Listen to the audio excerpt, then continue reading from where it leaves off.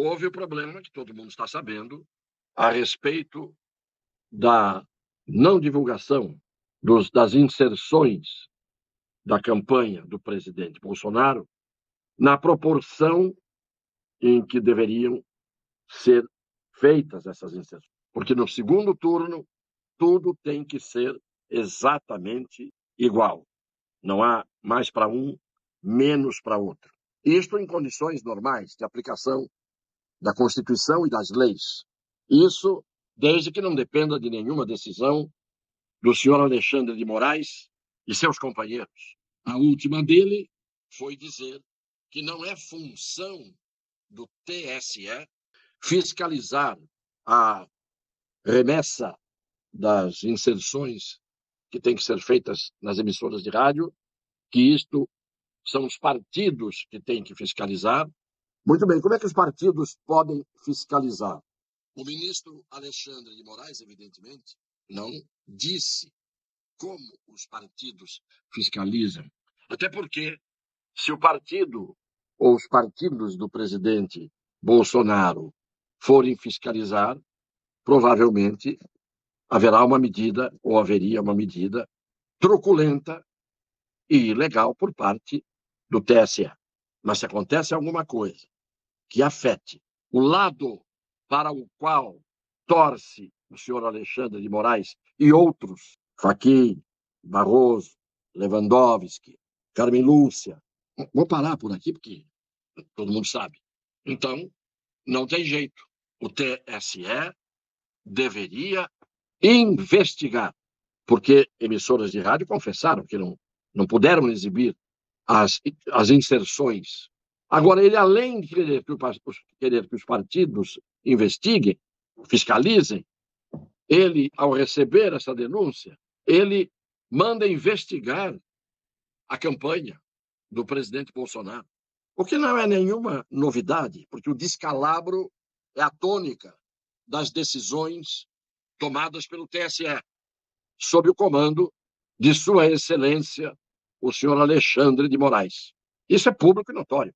Até o mais fanático dos adeptos do senhor Luiz Inácio da Silva e até o mais fanático adversário do senhor Bolsonaro, todos sabem que as decisões que vêm sendo tomadas pelo Supremo Tribunal Federal e pelo TSE, Tribunal Superior Eleitoral, de pelo menos 3, 4 meses para cá, no que diz respeito às eleições. Mas no que diz respeito a tudo, todo mundo sabe que esse pessoal tem um lado. E, portanto, não é de se estranhar que o assaltado, ao dar queixa contra o assaltante, seja ele o assaltado, o processado, o investigado e o assaltante, provavelmente colocado como vítima. E isto não é novidade neste país. Muito bem. Feita uma pergunta por um jornalista que participou do Direto ao Ponto, o general Heleno deu uma resposta. Vamos à pergunta e vamos à resposta. General, durante o governo Hugo Chávez, quando ele ascendeu ao poder efetivamente, houve um aumento expressivo no número de generais. Ele usou isso como instrumento de dominação autoritária ali. Então, contando com a hipótese de que o PT possa, de fato, voltar ao poder, existe a possibilidade de que uma parte considerável das Forças Armadas adira, de alguma maneira, ao discurso petista? Poxa, essa é uma pergunta que eu, graças a Deus, ainda posso responder que não. Muito bem. O jornalista perguntou se havia possibilidade, se o PT assumir o poder, se as Forças Armadas iriam aderir ao discurso do PT. E o general Heleno disse, de forma curta, não. Muito bem. Só que ontem, com esses desdobramentos das decisões tomadas pelo Alexandre de Moraes com relação ao problema das inserções das rádios, o presidente Bolsonaro, que estava em Teófilo Otoni, Minas Gerais, e em seguida iria para o Rio, não foi para o Rio e dirigiu-se imediatamente a Brasília. Viajou e foi para Brasília, não para o Rio, como ele ia, como estava agendado. E no Rio de Janeiro, onde ele não foi, eu não sei o que aconteceu. Mas em Brasília, todos nós sabemos pelo noticiário que aconteceu. Reuniram-se, convocados pelo presidente da República, o ministro da Defesa, general Paulo Sérgio Nogueira de Oliveira, o ministro da Marinha, almirante Almir Garnier Santos, o ministro do Exército, Marco Antônio Freire Gomes, e o ministro da Aeronáutica, tenente brigadeiro Carlos de Almeida Batista Júnior. Sobre o resultado da reunião e a linha de ação a ser adotada, eis o que publicou o jornalista Cláudio Dantas. Para o Comando Militar, segundo um dos participantes da reunião, ficou evidente que o presidente do TSE escolheu um lado na disputa eleitoral. Apesar da avaliação crítica, a decisão foi manter a serenidade e seguir para as eleições contra tudo e contra todos. A decisão foi bancar as eleições pela certeza da vitória nas urnas, mesmo com todas as restrições impostas pelo TSE e pelo STF.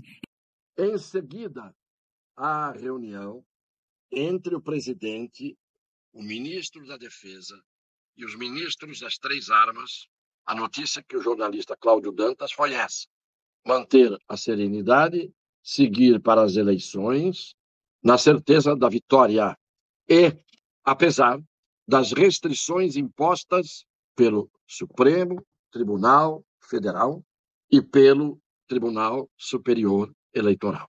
Depois disso, terminada a reunião, o presidente convoca a imprensa e dá uma coletiva.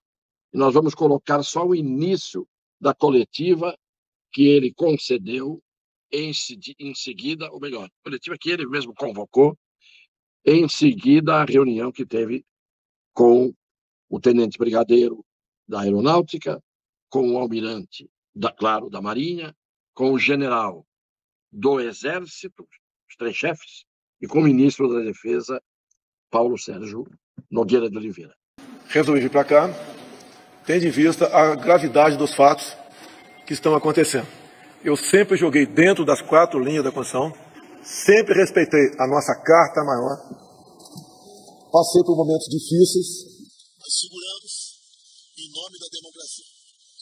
Nunca vou dizer uma palavra minha para cercear a mídia ou retirar direitos de quem quer que seja.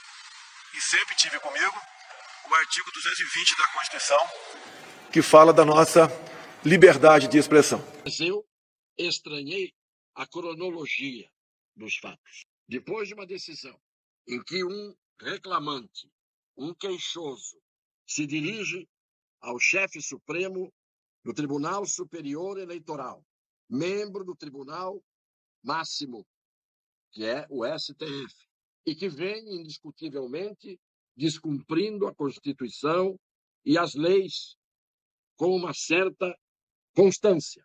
E aqui eu não estou falando nem como partidário, nem como tendo um lado. Eu estou dizendo como jurista, o que venho dizendo há muito tempo. Seriam muitos erros contra um lado só e, portanto, não seria uma coincidência.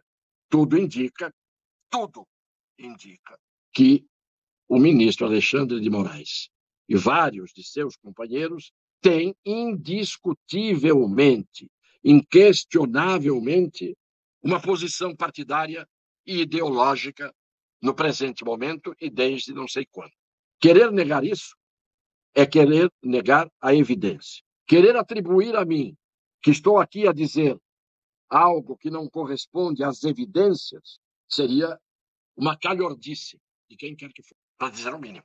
Portanto, nós aqui apresentamos fatos sem premonições, sem previsões e sem adivinhações. Mas como o repórter perguntou ao general Heleno, e eu gostaria de saber a troco de quê ele fez aquela pergunta, se as Forças Armadas poderiam aderir ao discurso do PT. Trata-se de adesão? As Forças Armadas têm que aderir a discursos ideológicos ou partidários? Ou as Forças Armadas são garantidoras da lei e da ordem, dar independência e dar harmonia entre os poderes, principalmente quando o chefe de um poder entra na toca como um tatu, e tem que ser uma toca de bom tamanho, porque o senhor Rodrigo Pacheco é realmente o tipo do grandão que não corresponde no caráter e na coragem ao tamanho que ele tem em sua compleição física. É inversamente proporcional uma coisa da outra. Então, se o presidente que tinha que ir ao Rio vai para Brasília e não foi para Brasília para ir para casa, convoca os comandantes das 3 armas e o ministro da Defesa e tudo o que aconteceu, não vamos repetir aqui novamente, tenho a impressão que toda hora todo mundo diz a temperatura esquentou, elevaram o tom, esticaram a corda. Ora, quando se fala tantas vezes que esticaram a corda, que a temperatura aumentou, que o tom foi elevado, chega uma hora, você tem que admitir que a consequência de uma corda esticada demais pode levar a uma consequência. Quando se eleva o tom, alguém está elevando o tom em relação a alguém. Hoje o ministro Paulo Guedes fez um desabafo e disse: a imprensa está aqui fora escutando, eu vou pedir que nos ajudem a desfazer os fake news que estão sendo feitos livremente, no sentido de que, se eleito o presidente Bolsonaro, ele vai reduzir o salário mínimo e vai acabar com o Auxílio Brasil. E fica por isso mesmo. E o Alexandre de Moraes manda esticar os que reclamam. Esticar não, investigar. Esticando a corda. Quando as pessoas passam dos limites, não há mais limites a serem respeitados. Ninguém pode ter temor de ser a resistência contra o arbítrio, contra o descumprimento das leis, contra a inversão de valores, contra os abusos de autoridade, porque isso aqui, senão, não é mais da nossa pátria, é um pinico. Ou mais educadamente, como se dizia antigamente no tempo do meu bisavô Leonardo, é um urinol.